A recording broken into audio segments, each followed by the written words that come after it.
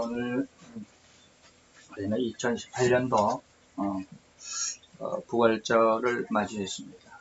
부활절을 맞이해서 오늘은 고린도후서 5장 14절로 17절까지 부활이라고 하는 것, 다시 말하면 부활은 다시 태어난다라고 하는 그런 의미를 가졌다라고 하는 말씀으로 한번 생각을 해볼 텐데, 우리 같이 성경을 봉독하도록 하겠습니다. 고린도후서 5장 14절부터 17절까지 봉독합니다.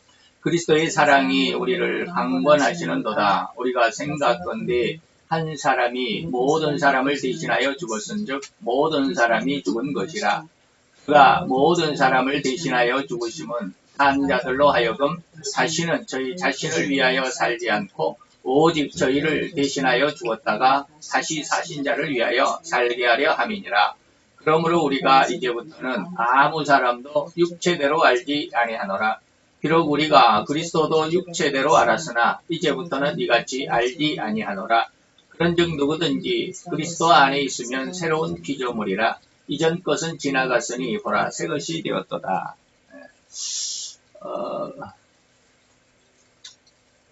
고린도후서 이게 15장인데 5장이라고 쓰였네요. 15장. 그래서 성경 계속 마태복음이라고 나와요. 많이 바꿔야 되는데 잘 안 바뀌어졌네요. 오늘 우리가 이 말씀 속에서 2018년도죠. 2018년도에 부활에 대해서 한번 생각을 해보겠습니다. 오늘 예수님께서 우리를 위해서 죽으셨다가 부활하셨다라고 하는 것. 부활이라고 하는 것은 또한 우리에게 어떠한 의미를, 그리고 또 우리에게 어떠한 그 힘과 은혜를 주는가라고 하는 것을 중점적으로 해서 말씀을 드리겠습니다. 물론 오늘 이 말씀 속에서 자세하게 다 말씀을 드릴 수는 없지만 우리가 이제 계속 요한복음을 보고 마태복음을 강독으로 보고 있기 때문에 마태복음 속에서 오늘 이 부활의 내용이 좀 더 세밀하게 나오겠지만 마태 3장 1절에서 2절 그 내용 가운데서 좀 더 세밀하게 이제 오후 시간에 말씀을 드리겠지만, 그렇다고 해서 아주 강의 시간처럼 그렇게 자세하게 말씀을 드릴 수는 없습니다. 그래서 우리가 핵심적인 내용들, 그 중요한 내용들을 한번 생각을 해보도록 하겠습니다. 인간의 영은 태어날 때부터 죽어있다라고 그랬죠. 그래서 오늘 본문 말씀 15절에도 우리는 살아있다라고 산 자에게 이런 말씀이 있는데, 그 말의 의미를 이제 조금 이따가 말씀을 드리겠지만, 인간은 죽어있는 상태, 다시 말하면 이 죽었다라고 하는 이 말은 죽어서 없어져 버린 것이 아니라 있기는 있는데 죽은 것 같은 상태다 이 말입니다. 그래서 곧 살아있으나 감춰져 있기 때문에 몰랐다, 또는 깊이 묻혀 있었기 때문에 땅속에 묻어놨다, 그런 의미죠. 묻혀 있었기 때문에 겉으로는 알 수 없는, 또 닫혀있어, 문이 꽉 닫혀있기 때문에 그 속에 있는 것이 무엇인지 알 수 없는 이런 말입니다. 그래서 감춰져 있고 또 묻혀 있고 닫혀있었기 때문에 그는 결코 그의 살아있음, 다시 말하면 영이 우리 속에 살아있다라고 하는 것을 인간은 알아채지도 눈치조차 채지도 못한 상태라고 하는 것이 바로 인간의 영의 상태입니다. 그래서 창세기 3장에 하나님께서 이 선악과를 먹는 날에는 정령 죽으리라 라고 말씀하셨는데, 선악과를 따먹은 아담과 하와가 그 자리에서 죽지는 않았습니다. 육신은 죽지 않았죠. 그러나 그 영이 죽었다라고 하는 거예요. 영이. 다시 말하면 하나님과 교제가 이제 그때부터 단절이 되었죠. 단절이 돼서 하나님께서는 그 영이 죽은 상태, 다시 말하면 하나님과의 교제가 단절된 상태 속에서 인간이 이제는 세상을 이기는 그 존재로 성장하기를 바라셨습니다. 이것이 굉장히 여러분들이 좀 느껴보시면 굉장히 좋은 어떤 은혜가 될 수도 있는데, 어쨌든지 여러분들이 다시 말하면 우리들이 하나님께서는 우리 인간을 만드셨을 때 우리 육신을 만드시고 거기에 생기를 불어넣었지만 이 생기 자체에는 하나님께서는 영적인 어떤 은혜와 권능을 주시지는 않았습니다. 영적인 은혜와 권능을 주시지는 않았죠. 단순히 우리 인간들에게 하나님께서 축복을 하신 것은 세상을 정복하고 다스리고 그리고 우리의 그런 세상을 정복하고 다스리는 그러한 인간의 모습이 더 번성해서 땅에 충만하도록 하시는 어떤 그런 은혜를 주셨지만 영적인 권세가 없어요. 그러나 그 영적인 권세를 인간이 얻기 위해서는, 영적인 권세를 얻기 위해서는 하나님께서는 그냥 맨 처음에 인간을 창조하심으로 인해서 영적인 권세까지 주시는 것이 아니라 첨가하시는 그런 어떤 은혜. 다시 말하면 우리는 그 용광로를 이제 오후에 그런 말씀을 드리게 될 텐데, 용광로의 철광석, 다시 말하면 산에서 철광석, 금이 들어있는 광물이라 그러죠. 철광석을 캐옵니다. 금 자체를 산에서 캐는 건 아니잖아요. 광산에서 금 자체를 캐는 게 아니고 금이 들어있는 돌덩어리들, 철광석이라 그러죠. 그 철광석을 가져다가 용광로에 집어넣으면 그냥 그 용광로에서 그 철광석을 끓이는 것으로만 되는 게 아니더라고요. 거기에다가 그 재료를 집어넣습니다. 다시 말하면 그 철광석이 녹아서 금과 잡철들을 분리해낼 수 있는 이러한 그걸 뭐라고 그래야 되는지 그걸 뭐라고 그러는지 잘 모르겠어요. 그 재료들을 집어넣습니다. 중간재라고 그러나요?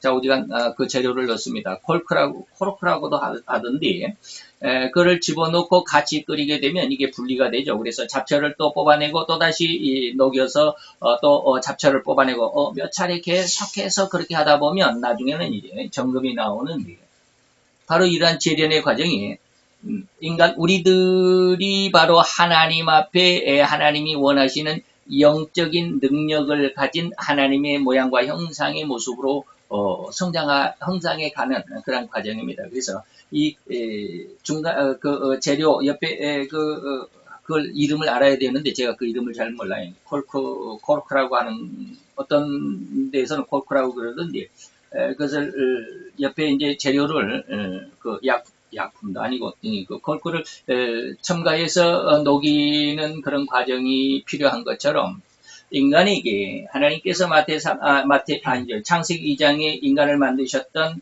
그 인간에게 영적인 권세를 더하기 위해서 필요한 것이 뭐냐면 예수님의 피가 필요했습니다.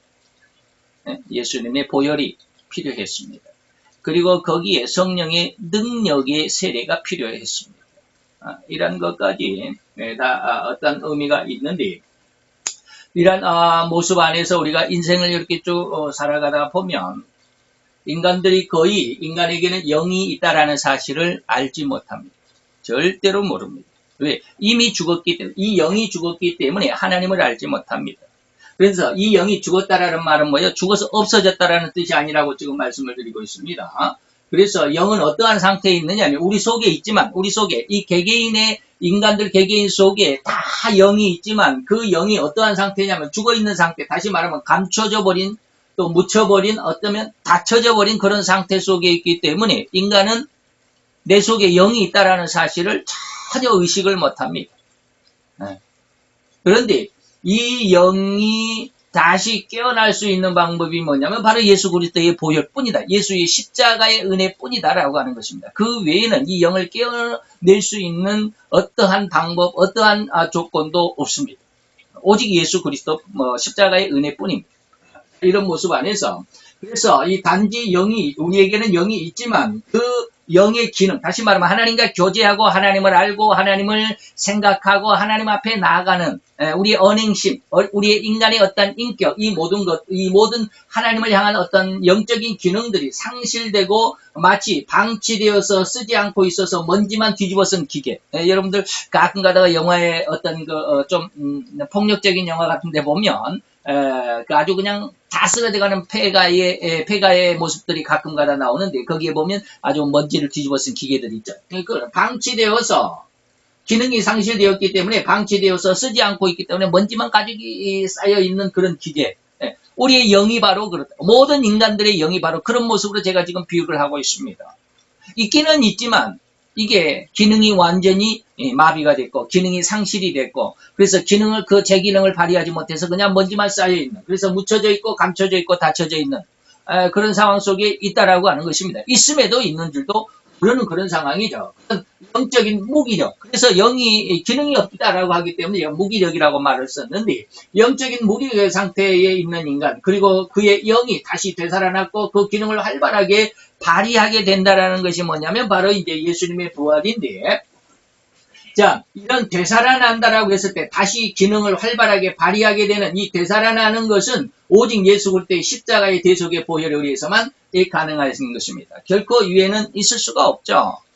인간을 구원하는 일에 있어서 인간이 할 수 있는 일은 아무것도 없습니다. 오직 하나님만 하셨습니다. 그래서 제가 늘 창세기 15장 17절 아브라함과 하나님과의 그 계약, 내 자손을 하늘의 별과 같이 바다의 모래와 같이 많게 해주겠다라고 하는 그 계약을 하실 때 하나님께서 아브라함에게 소와 양을 잡아서 그리고 새를 잡아서 둘로 쪼개놔라 그랬던 여러분들에게 많이 말씀을 드렸는데 기억이 나시죠?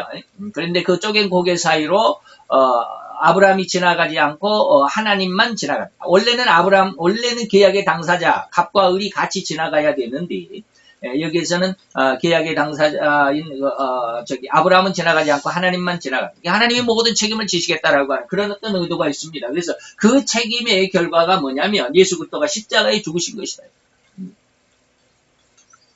그래서 오늘 본문 고린도후서 5장이 맞습니까?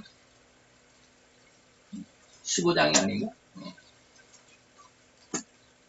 한번 찾아보세요. 이게 그래서 5장이라고 제가 써놨는데 5장이 맞는지 모르겠어요. 고린도후서 5장 15절에 보면 산자라고 표현되어 있는데 이 산자라고 오늘 표현 너희 산자들에게 내가 이렇게 이야기한다. 맞습니까? 5장 15절이 산자에게 내가 너희들에게 이렇게 편지를 한다라고 이렇게 말을 했는데 여기서 산자는 살아있는 자라고 말하는 겁니다. 그런데 이 산자라고 표현되어 있는 이 산자는 영이 죽어있는 상태이지만 육신은 살아 움직이기 때문에 산자라고 지금 표현되어 있습니다. 그래서 너희가 더 영으로 살아있다라는 그런 말이 아니라 육신적으로 살아갔어요. 그래서 이 산자라고 하는 말의 의미가 뭐냐면 죽어있지만 살아있는 상태로 인간은 인류 역사를 이루어가면 우리 인간들이 영이 있다라고 하는 사실조차도 모르고 영이 죽어있는 그런 상태 속에서 인간들은 이 세상의 인류 역사를 그리고 세상의 역사를 지금 만들어가고 있잖아요. 그리고 그 역사 속에 살아가고 있잖아요. 그래서 뭐 달나라의 우주선을 만들기도 하고 달나라에 왔다 갔다 하고 서로 간에 뭐 무기를 만들어서 서로 그냥 위협을 하고 내가 이런 더 큰 무기를 가지고 있어 너 꼼짝마 뭐 이렇게 세상의 어떤 폭력적인 것들도 만들어내기도 하고 때로는 어떤 한편에서는 선을 만들어내기도 하고 이것이 인류 역사가 지금 그렇게 이루어져 왔는데 이 모든 인류 역사를 이루어가는 인간의 그 모든 삶의 활동들 지혜와 지식과 그 모든 인격의 활동들은 뭐냐면 영이 죽어있는 육신만 살아있는 이것을 저는 이제 혼이라고 성경에서도 혼이라고 말하는데 이 혼의 역사의 모습으로 이야기하고 있습니다. 다시 말하면 이런 상태를 혼의 인간이라고 말합니다. 다시 말하면 이 혼의 인간이라는 말은 영은 죽어있지만 혼이 살아있기 때문에 이 혼의 기능에 의해서 혼이 생각도 하고 우리 인간의 감정도 이렇게 저렇게 느낄 수 있고 그래서 인간의 모든 활동 다시 말하면 삶을 발전시켜 나갈 수 있기 때문에 인간 자신들만으로도 살아갈 수 있다라고 착각하고 있는 것이 바로 인간의 모습입니다. 혼의 인간이죠. 영의 인간은 아니다라고 해요. 여러분들이 지금 하나님을 알지 못하고 있는 그 상황은 하나님에 대해서 아무리 공부를 하고 일러주고 그것을 가르침을 받아도 이 혼적인 인간들은 그냥 듣기만 할 수밖에 없습니다. 그것을 느낄 수가 없어요. 영을 느낄 수가 없습니다.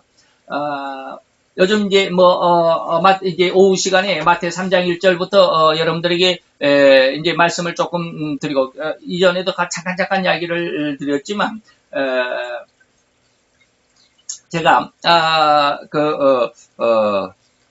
신학을 하면서 신학이 얼마나 중요한지를 물론 제 자신이 느끼고 있어서 여러분들에게 아무리 말을 해도 이해는 잘 못하겠지만 많은 사람들은 세상에서도 그래요. 세상 사람들의 어떤 주장이 뭐냐면 신학을 하기 전에 먼저 철학을 해라라고 하는 말이 거의 대부분입니다. 철학을 하고 나서 신학을 하는 그게 좋다라고 이렇게 말을 하는데 저는 그거 절대로 반대합니다.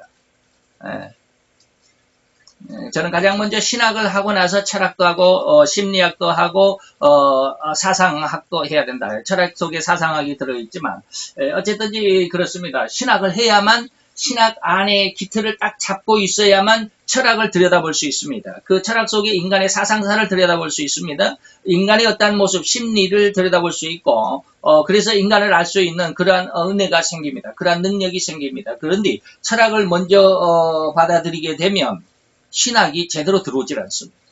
철학적인 사고로 딱 고정이 돼버리면 하나님이 잘 이해가 되질 않습니다.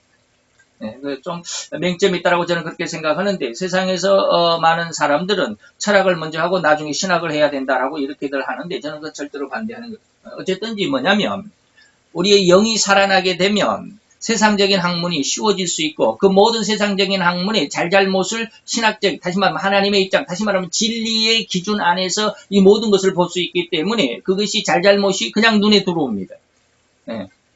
이런 어떤 능력을 가지면서 신학의 어떤 바탕 속에서 다른 학문을 들여다볼 수 있어야 되는데, 그렇지 않으면 좀 곤란해요. 그래서 제가 왜 이런 얘기를 하냐면, 신학을 하고 나서 저는 뭐 다른 것은 모르니까 신학을 하고 나서 제가 심리 3당학을 다시 또 공부를 하면서 느낀 게 뭐냐면, 신학에서는 인간에 대한 어떠한 그 연구가 그렇게 약했는데, 심리학에서 이렇게 인간에 대한 인간의 마음, 인간의 어떤 심리 상태, 인간의 어떤 그 발전 상황, 이런 것들이 참 심리학에서는 연구를 많이 해놨구나.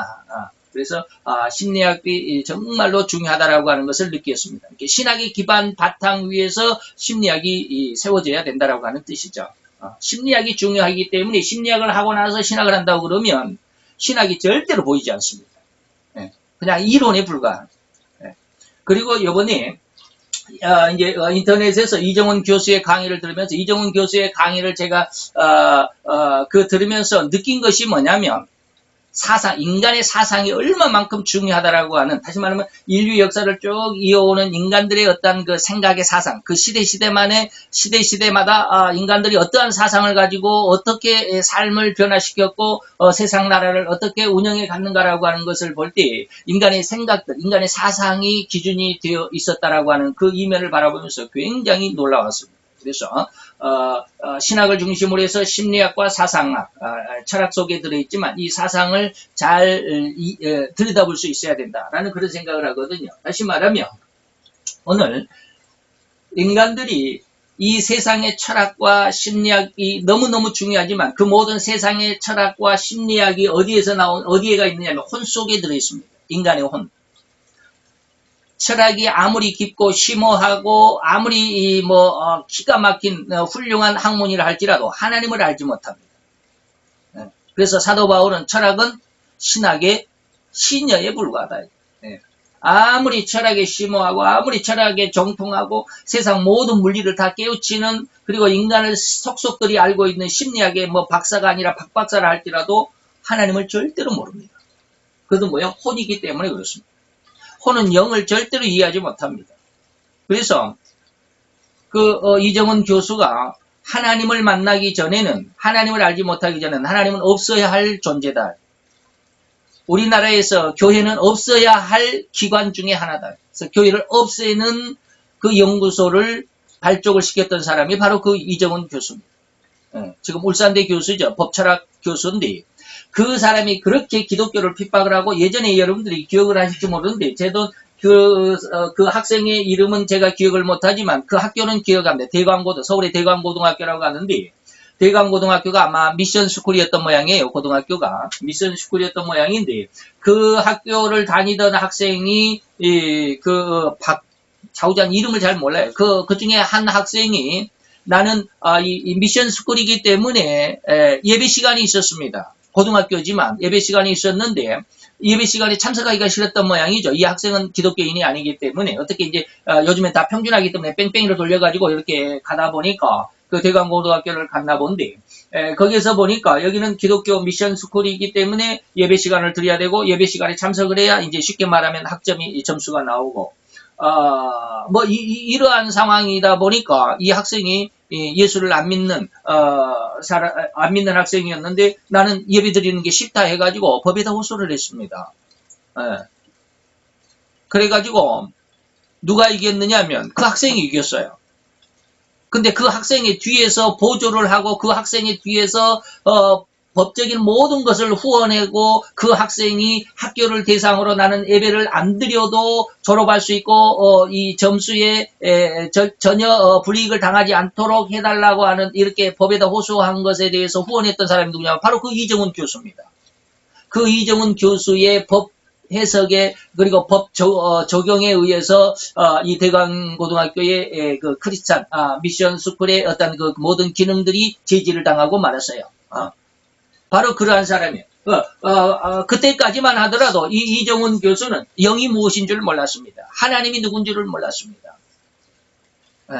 그래서 이 한국 사회에서 이 교회는 존재하지 않았어야 되고, 이승만 대통령이 우리나라 처음에 나라를 세울 때, 그 국회를 처음 개회할 때, 그때 지난번에도 말씀드렸죠. 그 부통령이 감리교 어떤 목사님이 있었어요. 제가 그 목사님의 이름은 잘 모르지만, 그 감리교 목사님이 부통령으로 임명을 받아서 그 부통령이 처음 하나님 앞에 기도를 하고 하나님 앞에 이 나라를 드리는 헌신 기도를 하면서 이 나라가 국회가 처음 시작이 됐습니다. 그런데 일부에서 하나님을 알지 못하는 사람들은 영이 죽어있는 상태 속에 혼으로만 생각하고 혼의 인격을만 가지고 있는 사람들은 이 나라는, 다시 말하면 이승만 같은 대통령은 이 나라에서 태어나지 않았어야 할 존재다라고 그렇게 이야기할 수밖에 없는. 그래서 시중에 가보면 대한민국은 태어나지 말았어야 할 나라다라고 하는 그런 책이 있다고 그래요. 하나님을 알지 못하는. 다시 말하면 그 인간들이 영은 없지만, 영은 죽어있지만, 혼의 모습으로서, 인간의 모든 생각도 할 수 있고, 감정도 가지고 있고, 지식과, 이론과, 그리고 그들의 사상을 이어가고 있기 때문에, 이 혼의 능력으로 말미암아서 인간의 모든 활동, 그리고 그 삶을 발전시켜 나갈 수 있는 충분한 능력을 가지고 있습니다. 혼의 능력으로도. 근데 그 이정훈 교수가 이제, 하나님을 만나게 되고, 하나님을 체험하게 되고 나니까, 영이 깨어나잖아요. 영이 깨어납니다. 그래서 그 강연을 들어보면 강연의 내용을 제가 여러분들에게 중요하다라고 이렇게 그 설교를 들으라라고 이렇게 말하는 것은 아닙니다. 그가 지금 이렇게 강연을 하고 간증을 하고 돌아다니는 그 말씀 속에 뼈가 있는데 그 뼈를 발견하라는 거예요. 그게 뭐냐면 예수라는 거예요. 그는 예수로 인하여서 죽으면 죽었지. 더 이상은 이 대한민국이 교회가 없어져야 할 나라가 아니라 교회가 세운 나라다라고 하는 것을 강력히 주장합니다. 완전히 180도 다른 그런 주장을 하고 있잖아요. 그게 왜요? 영이 살아났기 때문에 그렇습니다. 예수를 체험했기 때문이고 예수를 느꼈기 때문입니다. 다시 말하면 우리가 혼으로서는 예수를 전혀 느낄 수도, 전혀 의식할 수도, 알지도 못하는데, 혼의 상태 속에서는 아무리 들어도, 물론 지식적으로, 또 어떤 이론적으로 알 수는 있습니다. 알 수는 있습니다. 그런데, 영이 깨어나기 전에는 하나님의 진리를, 예수를 전폭적으로 이해할 수가 없다라는 거죠. 오늘 우리가 오늘 본문 속에서도 17절에 새로운 피조물이다라고 하는 말씀을 이제 좀 이따 말씀을 드리겠지만, 그 새로운 피조물의 상태가 어떠한 것인지를 우리는 좀 느껴볼 수 있어요. 이정훈 교수의 어떤 그런 모습을, 옛날에 이것이 꼭 저는 이정훈 교수의 이렇게 강의를 이렇게 들어보면서 저 사람은 꼭 사도 바울 같다라는 느낌을 받은 적이 한두 번이 아니에요. 그러면서 하나님 앞에 지금 계속해서 제가 많이 기도해 오고 있지만, 하나님 앞에 저는 그런 능력을 구합니다. 예수를 위해서 내가 죽을 수도 있는 그 마음 자체가 얼마나 강하고 쉽게 말하면 그 마음과 그 생각 사상이 어떠한 모습으로 변화되었는지 그 강한 하나님에게 붙들린 그 마음, 하나님에게 강하게 붙들린 그 생각과 사상, 이러한 것을 저는 굉장히 하나님 앞에 추구를 하거든요. 이런 모습이 어떠한 모습인지 여러분들이 잠시 계속 성경을 공부하다 보면 또 제 설교 속에서 그런 말씀들이 간혹가다 튀어나오게 될 텐데, 아마 다음 시간에 마태복음 3장 1절에서 그때라고 하는 때에 대한 어떤 시대의 어떤 그 분별, 이것 속에서 말씀을 드릴 수도 있겠습니다만, 그때 생각을 해보기로 하고, 우리는 이러한 인간의 상태가 오직 예수의 십자가의 대속의 보혈에 의해서만 자신의 죄를 들여다볼 수 있습니다. 다시 말하면 이 혼은 절대로 자기가 죄인이라는 사실을 들여다볼 수가 없습니다. 절대로 인정하지 않습니다. 오히려 이 혼의 인격은 내가 의로운 자다라는 거예요. 쉽게 말하면 내가 남에게 무슨 뭐 남의 것을 도둑질한 것도 아니고 남의 것을 뭐 강도질한 것도 아니고 살인한 것도 아니고 나는 윤리와 도덕적으로 정말로 훌륭한 법을 잘 지키는 그런 사람이야 라고 이렇게 생각을 할 뿐이지, 내가 정말로 하나님 앞에서 죄인이고 하나님 앞에 호리만큼, 눈꽃만큼도, 눈꽃보다도 더 작은 게 홀인데 홀이만큼도 하나님 앞에 선한 것이 없다라고 하는 것을 느껴볼 수가 없다라는 거예요. 예수님의 대속의 보혈에 의해서만 자신의 죄를 들여다볼 수 있습니다. 그래서 내가 죄인이라는 것이 고백되어집니다. 이정은 교수가 하나님을 만났을 때 그 느낌이 그렇다고 그런 이야기를 하더라고요. 나는 죽었구나. 나는 전혀 그 전까지만 하더라도 그 대강교회 그 학생을 후원하고 그 학생의 입장을 대변해가지고 대강고등학교의 주장을 물리쳐서 이겨낼 수 있을 정도의 강함. 다시 말하면 그는 이제 자기는 정말로 큰 의인이었다라고 생각했답니다. 나는 정말로 의인이다. 이 대한민국을 의로 평정할 수 있어야 된다. 그렇게 의를 실현하는 바로 그 중심의 인물이다라고 생각했을 만큼 기독교를 말살시키려고 했던 그런 정신 속에 난 의인이다라고 했던 자기 고백 속에 그런 말이 나와요. 나는 의인이라고 생각했다. 그런데 그런 의인이라고 생각했던 나 자신이 예수님을 딱 만나고 나니까 그보다 더 악한 수가 없었다라는 거예요. 바로 여러분 자신 아직은 하나님을 만나지 않은 상태 속에서 이런 말을 해도 그 말이 들려지고 기억이 될 수는 있지만 여러분들 마음속에 쉽게 말하면 폐부에 찔림이 되지는 않습니다. 그래서 이 자신의 죄를 들여다볼 수 있는 것은 오직 예수의 십자가의 은혜를 받아들이는 것뿐. 근데 이것이 내가 하나님 앞에 받아들이겠습니다라고 한순간에 그런 어떤 고백으로 해서 된 것은 될 수 있는 것만은 아니에요. 어떻게 보면 하나님의 특별한 은혜이기도 하지만, 자, 우리가 봅시다. 죄를 들여다볼 수 있고 예수님의 십자가의 대속의 보혈에 의해서만 자신의 죄를 들여다볼 수 있고, 자기가 육신으로 살아있지만 영은 완전히 죽어 있었다라고 하는 사실, 이것을, 그리고 생명의 주인인 예수를 인정하게 되는 이런 회개를 갖게 되는 그 은혜가 있다라고 하는 것이죠.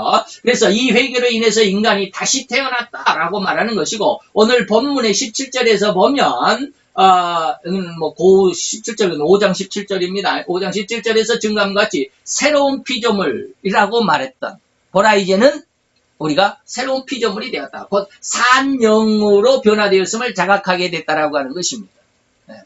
그래서 회개를 이룬 자들이 얻는 변화, 이제 이렇게 회개가 이것이다라고 말씀을 드렸고, 이렇게 변화된 회개한 상태 속에서 또한 그러한 회개를 얻는 자의 어떤 상태나 그 생태를 한번 생각을 해보면, 먼저 이제 결론적으로 제가 성경 구절을 제시를 하는데, 먼저 창세기 3장의 3대 권능이 회복되는 것이 변화된 회개한 자들에게 주어진 은혜입니다. 창세기 3장의 3대 권능, 3대 축복, 이것이 뭐라고 그랬어요? 정복하고 다스리고 번성하여 땅에 충만합니다. 하나님께서 인간을 만드시고 주신 세 개의 축복이 뭐냐면, 너는 땅을 정복하고 그리고 하늘과 그리고 땅과 그리고 바다에 있는 모든 생물들, 살아 움직이는 생물들을 뭐하라? 다스려라. 그리고 너는 번성해서 땅에 충만하라. 자손들이 번성해라. 라고 하는 그런 어떤 축복을 주셨다고 그랬죠. 그리고 또 하나의 축복은 뭐냐면 마태복음 10장에 있는 축복인데, 여기에는 3대 영적인 권능입니다. 창세기 3장에는 그냥 3대 권능이라고만 제가 썼고요. 마태 10장에는 영적이란 말을 추가를 했습니다. 그래서 똑같이 3대 권능인데 창세기에는 영적인 권능이 들어있지 않습니다. 정복하고 다스리고 번성해서 땅에 충만하라는 말씀 속에는 영적인 능력이 없습니다. 그런데 마태복음 10장에 보면 10장 1절 그 다음에 7절 두 구절에 보면 영적인 권능이, 세 개의 영적인 권능이 들어있습니다. 그래서 첫째는 영권이라고 말하는데 마태 10장 1절에 보니까 더러운 귀신을 쫓아내는 권능, 이것을 영권이라고 그럽니다. 두 번째는 육체권인데, 인간의 육신에 연약한 것과 질병을 고치는 권능을 육체권이라고 이름을 붙였습니다.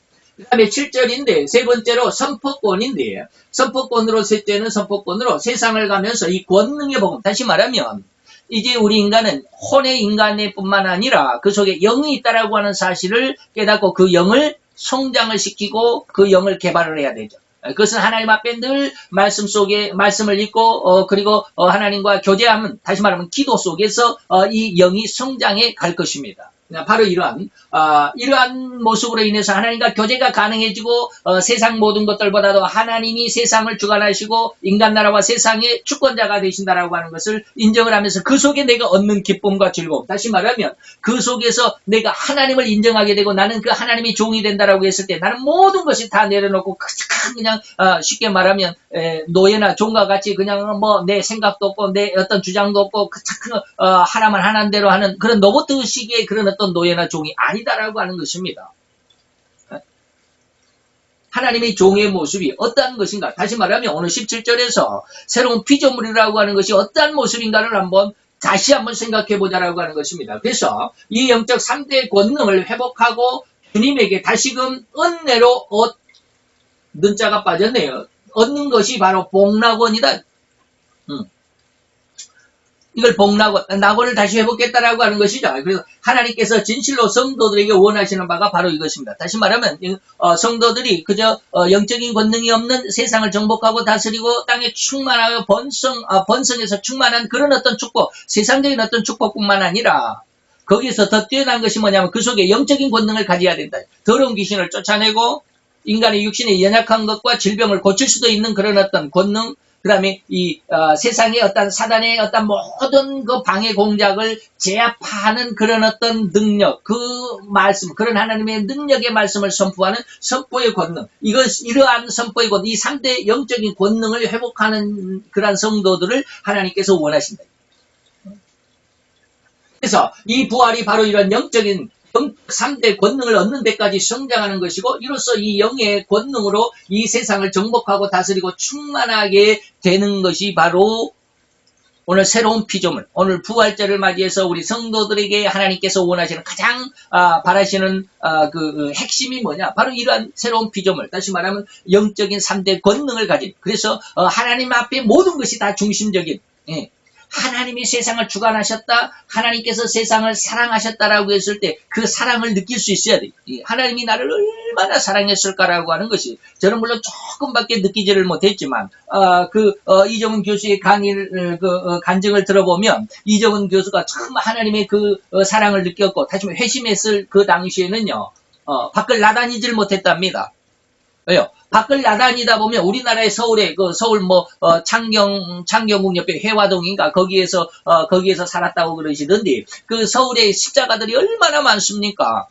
그러니까 십자가만 보면 눈물이 난대. 하나님이 예수를 나를 사랑했다라고 하는 것이 얼마나 크게 느껴졌던지. 내가 그렇게 예수를 핍박하고 교회를 한국에서 교회를 아주 말살시키려고 했고, 한국 국민들은 교단에서나 그리고 공무원들 이런 이제 공무원들은 결코 예수를 말하면 그 면직을 시켜야 되는, 법적으로 그 금지 조치를 해야 되는 그런 법을 발안을 했던 기획을 했던 사람이 바로 그 사람인데, 그렇게 악한 그를, 그래서 하나님을 만나는 순간 나는 죽을 수밖에 없는 존재였다라고 하는 것이 너무 실감적으로 느껴지는데 안 죽더라는 거예요.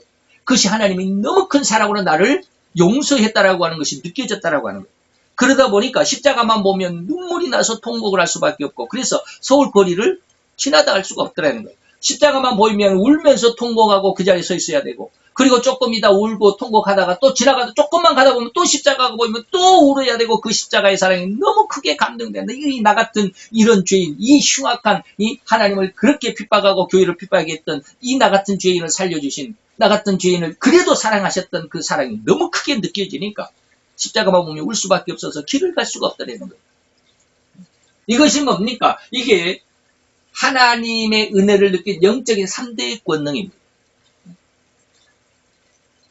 이러한 은혜가 우리들에게 있어야 되는데, 물론 우리가 여기 보면 특별한 사람들만이 이러한 은혜를 받는 것 같이 지금 느껴지는데, 저도 하나님 앞에 이런 것을 많이 예전부터 무지 많이 기도해 왔습니다만, 아직까지 저는 이런 것에 그런 어떤 강력한 은혜가 없어요. 조금씩 맛보기는 했습니다. 맛보는 것이 너무 좋기는 하지만 이것으로 만족할 수가 없어요.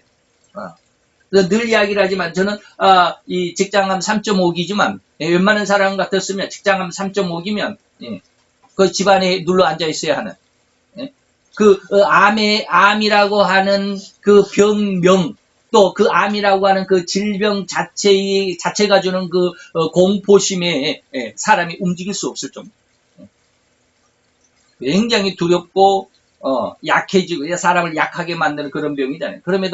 그러한 질병인데도 불구하고 하나님께서 이 병에 대한 의식조차를 저는 거둬가셨습니다. 그러니까 이 병을 다 수술하고도 지금 2년 가까이 되지만 10월 달에 수술을 했기 때문에 지금 4월 달이니까 뭐 한 1년 반이 지났지만 암에 대한 어떤 두려움이나 공포가 눈꽃만큼도 없어요. 허리만큼도 없어요.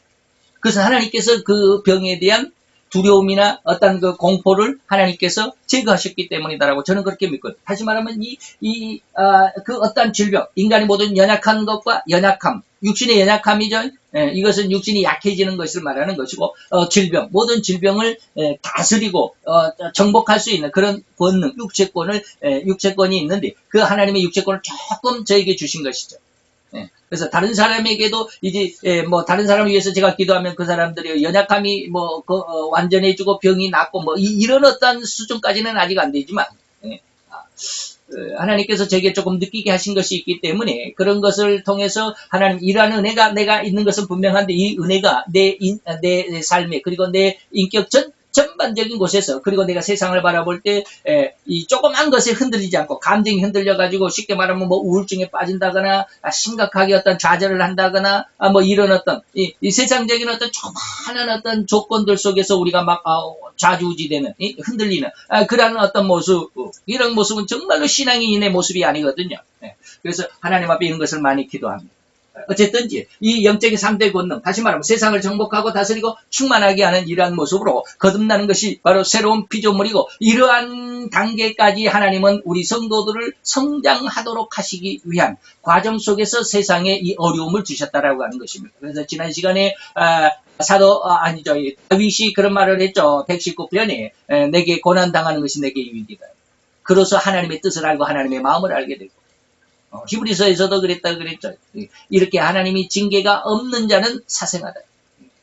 하나님은 가장 사랑하는 자를 다 우리말에는 뭐 우는 아이에게 미운 아이에게 뭐 떡 하나를 더 주지만 하나님은 사랑하는 자를 다 징계합니다. 왜 그 속에 다시 말하면 용광로에 철광석을 녹이면 그 철광석 자체가 금은 아니잖아요. 계속 녹여서 철광석 잡초를 빼내고 또 한 번 더 녹여서 또 한 번 잡초를 또 빼내고 계속해서 반복해서 녹여서 빼내고 하다 보면 나머지가 정금이 되는 것처럼 그 과정들이 우리 인간 속에서 이 고난이라고 하는 것으로 나타난다라고 하는 것입니다. 하나님은 인간을 고난 속에 넣어서 인간 속에 들어있는 그 모든 죄성을 하나하나를 다 끄집어내시는 것입니다. 그래서 육적인 인간은 육신이 살아가는 이 세상과 그리고 이 세상에 절대로 순종하고 복종해야 하고 또 복종할 수밖에 없는 그런 성품인데 이런 삶의 모습을 세상 법칙에 살아간다라고 저는 그렇게 표현을 하고 있습니다. 그게 세상을 살아가는데 세상 법칙 속에 살아갑니다.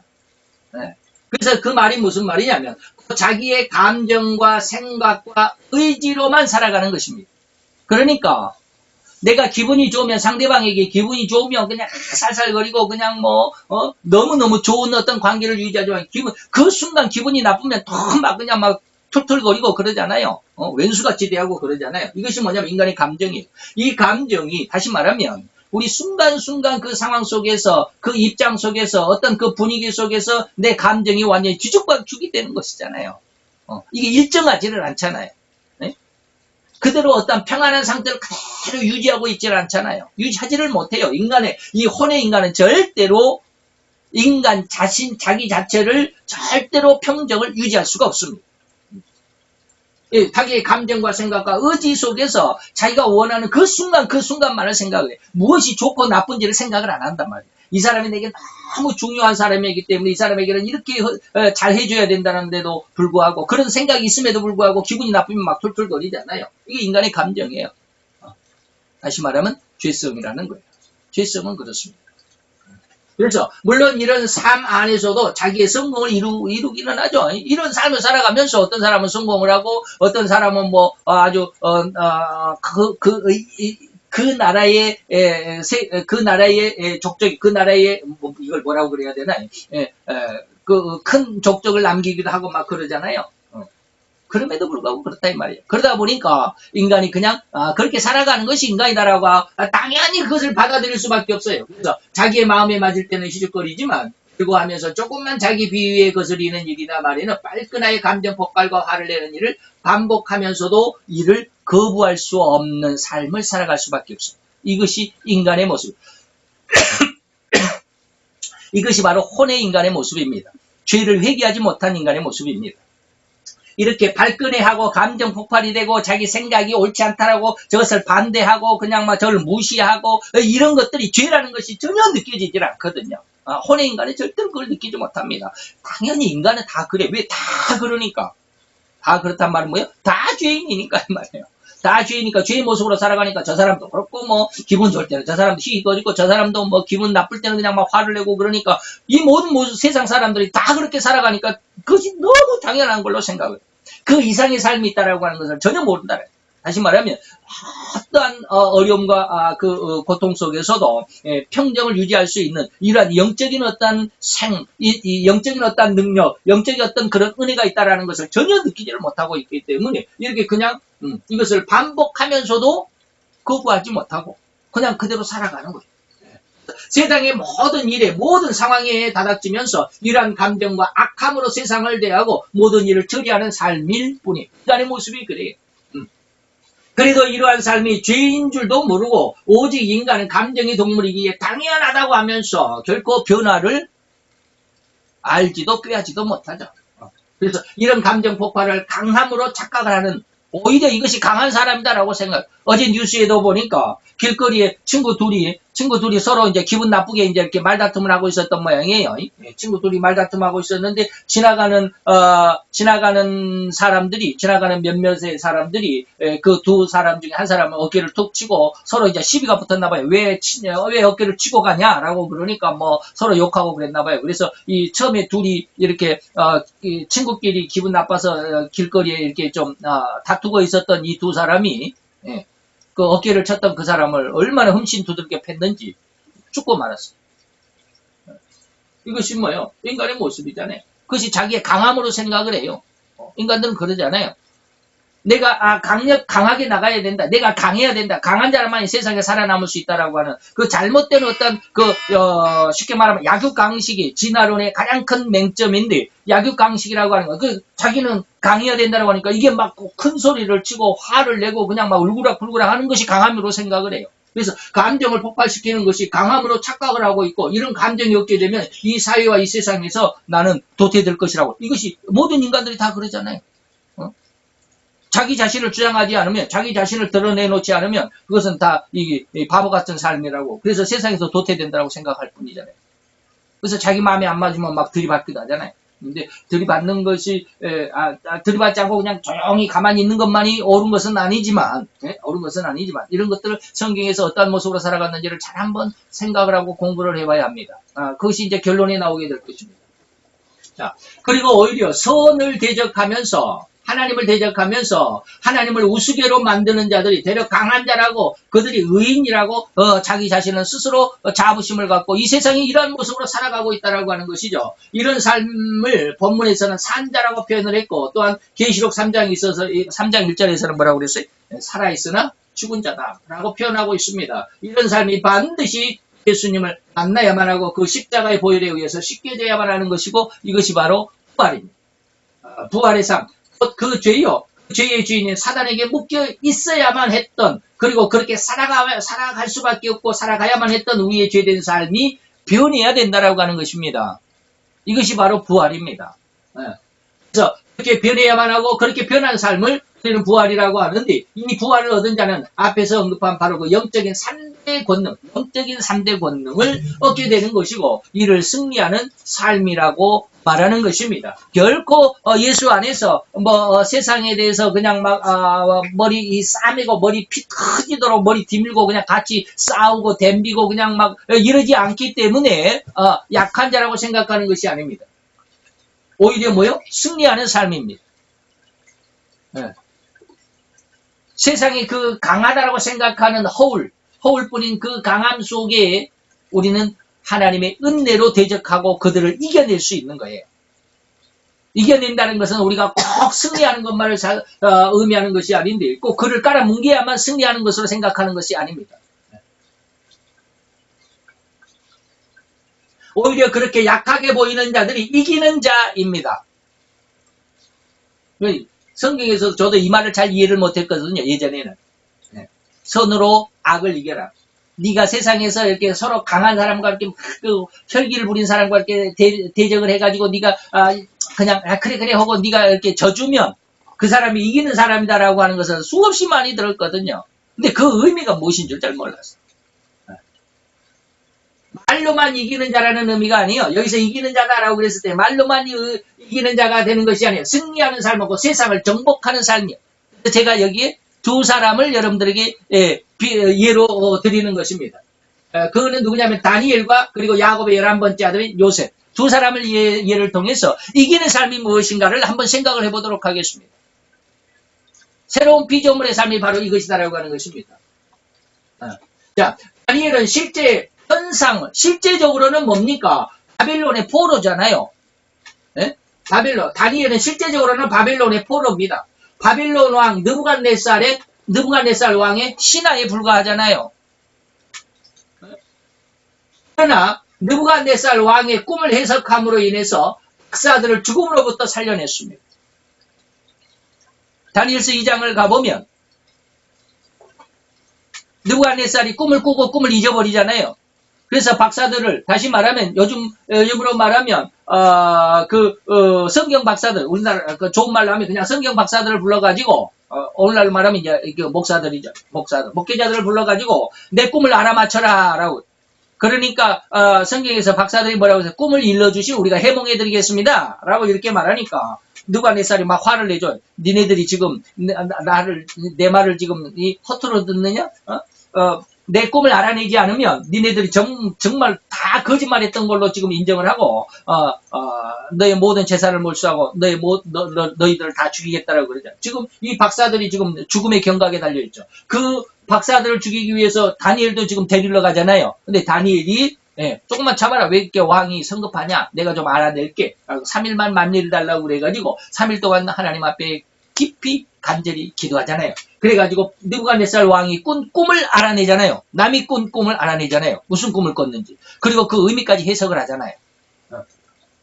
왕의 의문을 다 풀어주니까 이제 온 바벨론이 물론 당시에 이제 여기서 127도라는 말은 나중에 다리오 왕 때 127도인데 그냥 제가 이제 바벨론을 무너뜨리고 메데파사가 세워졌죠. 메데파사 때 그 메데 나라 때 127도라고 하는데 그냥 제가 이제 바벨론 127도라고 이렇게 썼습니다. 이제 온 바벨론 127도. 우리나라는 몇 도예요? 8도잖아요. 8도. 그런데 그때 당시 메대는 127도입니다. 어마어마하게 크죠. 우리나라는 8도밖에 안 되는데 어마어마하게 큰 나라입니다. 근데 그 바벨론 온 127도에 다니엘서 4장에 가보면 느부갓네살이 친히 여호와를 찬양합니다. 온 나라에 조서를 내려가지고 여호와를 만홀히 여기는 자는 다 죽인다. 그 집을 거름토로 만들겠다라고 그러잖아요. 다시 말하면 이 조서가 왕이 친히 내렸는데 이러한 조서를 내리게 한 사람이 누구냐 이 말이죠. 누구요? 다니엘이잖아요. 지금 제가 무슨 말을 하고 있는지 아십니까? 현실적으로는 느부갓네살이 왕이에요. 그러나 느부갓네살 왕을 움직일 수 있는 사람이 누구요? 다니엘이잖아요. 누가 정복하는 자요? 우리는 현실적으로는 느부갓네살 왕이 세상을 정복했기 때문에 정복자요. 아주 위대한 왕이라고 세계사에서도 느부갓네살은 위대한 왕 중에 한 사람으로 인정을 합니다. 그런데 하나님은 지금 누가 세상의 정복자라고 인정을 하느냐 하면 느부갓네살 왕보다도 그 느부갓네살을 조종할 수 있었던 사람 다니엘을 세상의 정복자라고 인정을 해주는 셈이란 말이에요. 우리가 이것을 볼 수 있어야 돼요. 그래서 이기는 자라고 하는 말이 정말 우리는 그냥 우리의 세상적인 어떤 관념 속에서 상대방을 내 앞에 무릎을 꿇리고 내가 그의 굴복을 받아내야만이 내가 이기는 자가 되는 이러한 어떤 사상을, 이러한 생각을 갖고 있기 때문에 우리가 신앙 안에서 예수의 부활로 말미암아 새로운 피조물이 어떠한 뜻이고 그가 세상을 승리하고 세상을 정복하고 세상을 이기는 삶이다라고 하는 것을 아무리 교육을 받아도 이해가 안 되는 거예요. 듣기는 들어도. 외울 수는 있어도 기억은 할 수 있어도 그 의미가 인정이 되지 않는다라는 말이에요. 근데 이거 잘 한번 생각을 해보세요. 누가 정복자고 누가 이기는 자인지. 그다음에 두 번째로 야곱의 11번째 아들인 요셉을 한번 생각을 해봅니다. 야곱의 가장 총애를 받았던 아들이었지만 형제들의 노용을 사서 인신배면을 당했죠. 그리고 애굽의 군대장관 보디발의 집에 노예로 팔려가게 됐죠. 더 나아가서 보디발 아내의 농간으로 인해서 죄를 뒤집어 쓰고 감옥에 갇히는 죄수의 신세로 전락하고 말았잖아요. 누가 세상을 이겼다라고 할 수 있습니까? 그런데 이 요셉은 그러나 소망과 기도로 그 당한 고난에 기죽지 않고 당한 상황에 열심으로 자기 삶을 수행해 나갔다. 이 말을 잘 한번 생각을 해보세요.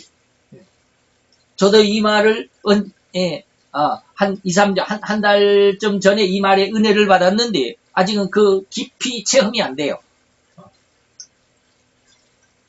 깊이 체험이 안 되고 지금 은혜를 받기는 받았어요.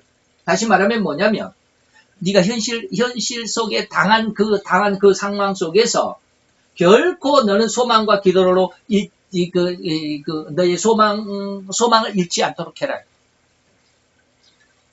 요셉은 어땠어요? 인신매매를 당했어도 자기의 꿈을 꾼 하나님이 자기에게 주신 비전을 잊어버리지 않았잖아요.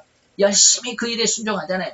보디발의 집에 노예로 팔려갔지만 내가 노예로 팔려갔구나 하고 그냥 좌절하고 심각하게 거기에 그냥 우울증에 걸려가가지고 나는 이제는 노예로 팔려가고 여기서 이제 더 이상은 내가 소망도 없고 하나님의 뜻도 이제 여기서는 더 이상 기대가 될 수도 없고 하나님의 뜻이 이루어질 것 같지도 않고 풀이 죽어가지고 실망하고 좌절하고 그런 어떤 그냥 노예 같은 노예의 삶을 살았습니까? 아닙니다. 그 노예로 팔려갔음에도 불구하고 그 집에서 열심히 자기 일에 충성하고 있었어요. 그랬더니 그 집의 집사가 됐잖아요. 그 집의 모든 것을 관할하는 모든 것을 자기 보디발이 자기 아내 외에는 내 집안에 있는 모든 것들은 다 네가 관장할 수 있다라고 인정을 해줬잖아요. 물론 거기에서 보디발의 아내에 또 농간으로 감옥에 갇혔지만 감옥에서도 내가 이렇게 열심히 살았는데 왜 나에게는 축복이 안 오고 이렇게 절망과 실망과 낭망 속에 이 환난만 오느냐. 이게 뭐야 이게 이렇게 열심히 잘 살았음에도 불구하고 내게 이런 죄수의 몸이라니 이게 도대체 있을 수 있는 일이 하나님 도대체 이럴 수 있습니까? 하나님 내게 주신 약속 내게 주신 은혜가 도대체 언제 이루어질 것인가 하고 실망하고 좌절했습니까? 안 했어요. 그는 죄수의 몸으로 그 감옥에 갇혀 있었지만 감옥에서도 열심히 자기 일을 했잖아요. 그러다 보니까 간수가 하는 일을 대신 맡아볼 정도로 인정을 받았잖아요. 그 성실함이 인정을 받잖아요. 이것이 뭐요? 소망과 기도로 결코 끊이지 않고 하나님 앞에 그 당한 상황 속에서 거기서 좌절하지 않고 거기서 실망하지 않았다라고 해요. 제가 한 달쯤 전쯤에 이걸 은혜를 받았거든요. 근데 저게 이제 아직은 확실하게 이게 은혜가 아직 하나님은 저에게 맨날 그런 것 같아요. 맛배기만 준 것 같아요. 그래서 내 당한 환란, 내 당한 현실이 교회도 없지만 힘든 어려운 일을 해야만 하지만 그렇지만 그 당시에 참 이 요셉처럼 그렇게 해보려고 많이 노력을 하고 있습니다만 현실이 너무 힘든 그런 어떤 것을 이겨내지 못할 때도 있어요. 그래서는 안 되는. 요셉처럼 이런 모습, 그 당한 고난에 기죽지 않고 그 당한 상황에 오히려 더 열심히 하나님의 뜻, 다시 말하면 하나님 앞에 소망 그리고 하나님 앞에 기도로 그 당한 상황을 그대로 묵묵히 수행하고 있으면 하나님께서 그를 어떻게 했던 이 나라의 셋째 치리자가 되게 하셨잖아요. 셋째 치리자 말하면 바로 왕 그 다음에 1절에 보면 이제 바로의 그 왕비가 둘째 권세, 그다음에 세 번째가 이제 총리인데 바로 그 총리까지 올라가는 그러한 하나님의 축복이 이루어지잖아요.